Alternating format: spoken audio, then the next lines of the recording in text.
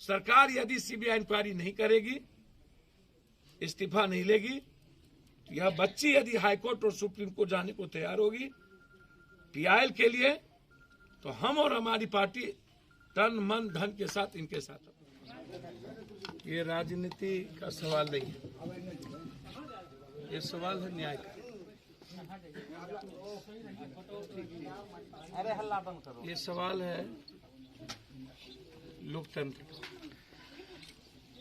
ये सवाल है आजादी का।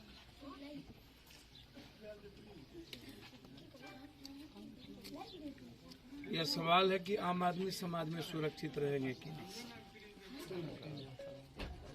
ये सवाल किसी विधायक, मंत्री या किसी विधायक बनने का नहीं।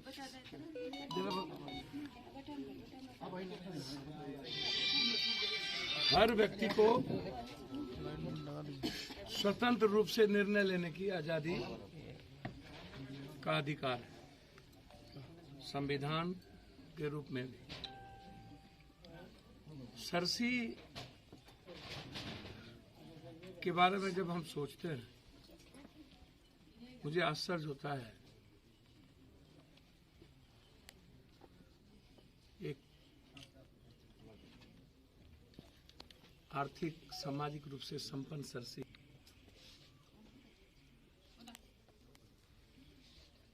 जब समाज और देश एजुकेशन और इकोनॉमिकल आजादी की ओर जा रहा हो और सब लोग जीना चाहते हो, और कितना हम अपनी माँ बहन और अपनी बेटियों को विधवा के रूप में देखें। मेरा सबसे बड़ा सवाल सरसी भी है। मैं सोच के हैरान हो जाता हूँ, मेरा रूह कांप जाता है, मैं परेशान हो जाता हूँ।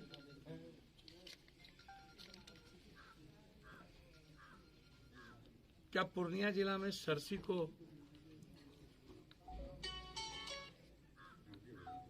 शैक्षणिक, आर्थिक, सामाजिक रूप से जिसको नंबर 1 होना चाहिए, क्या उनको हमेशा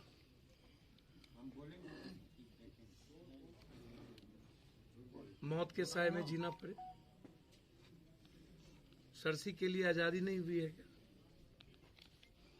सरसी में लोकतंत्र नहीं है क्या?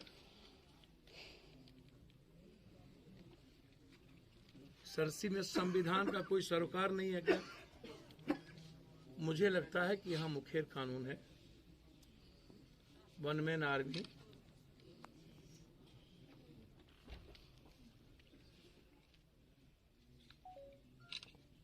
लोकतंत्र और कानून दोनों जागीर बन गया हो, कोतवाल तो अब डर का है।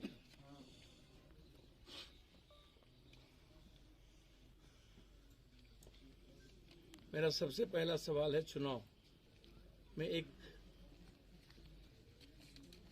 आवाज उठाने वाले व्यक्ति की हत्या हुई। उस घटने में औपचारिकता निभाई गई और उसके बाद पुलिस प्रशासन ने उसकी लिपोपार्पत्ति कर दिया। आयो राम गयो राम, बात खत्म हो गई। ना कोई सुनने वाला, ना कोई देखने वाला, चली गई। लोगों को लगा, अपराधी को लगा कि मुझ पर कोई नहीं, मैं सबसे सुपर पावर, मैं जो चाहूंगा वही होगा।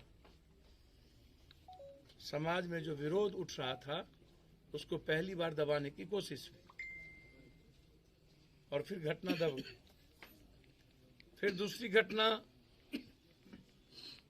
सच्चाई है, कहा गया कि 47 और अन्य हथियार लेकर के बिट्टू सिंह पकड़ाए। तो सरकार को चाहिए था, ये 47 आया कहां से? क्या पुरलिया वाला है?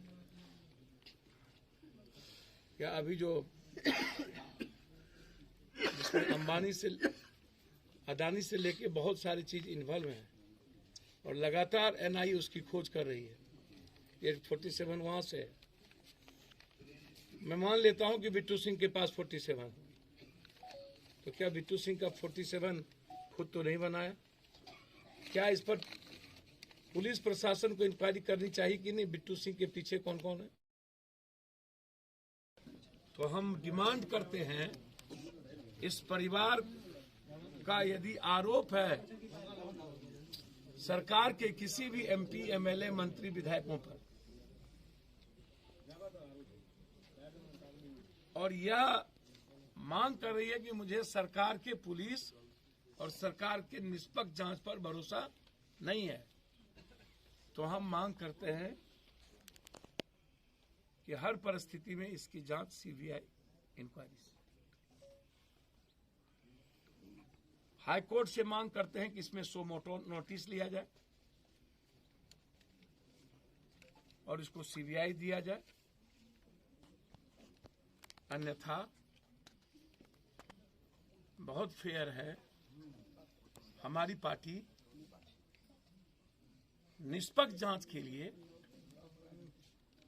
और सरकार पर कोई उंगली ना उठे, सरकार के मुख्यमंत्री पर,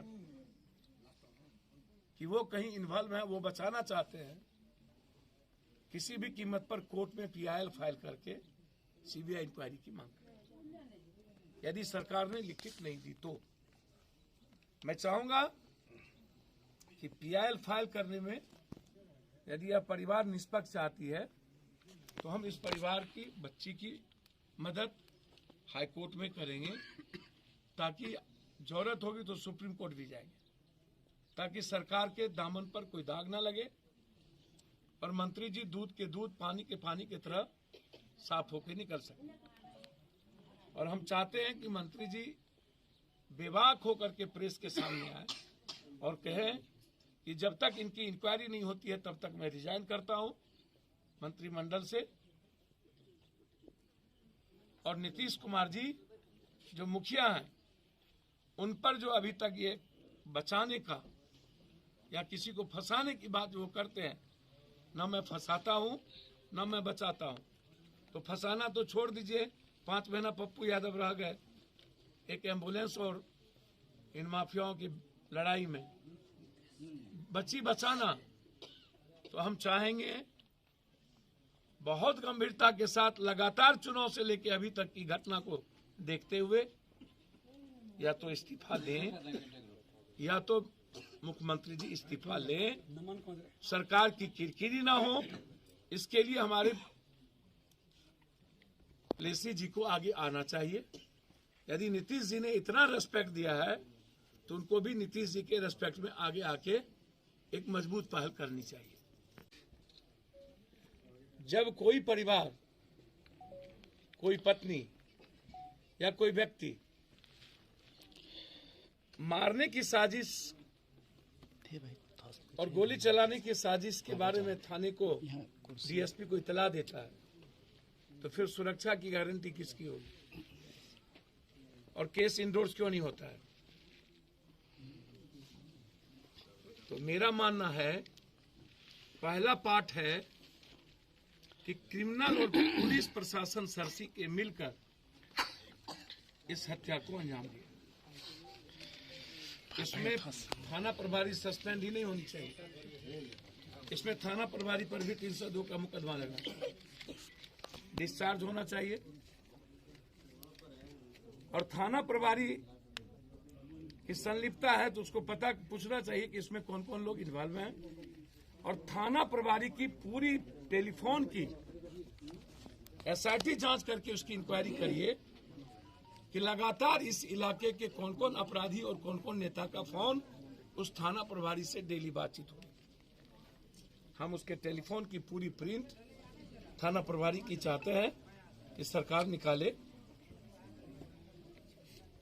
जिन लोगों का नाम यह परिवार दिया है, क्या थाना प्रभारी या उनके कोई परिवार के रिश्तेदारों का टेलीफोन लगातार उस थाना प्रभारी के मोबाइल में है या नहीं? तीसरा, सबसे इंपॉर्टेंट, कि मोबाइल लोकेशन क्या कहता है।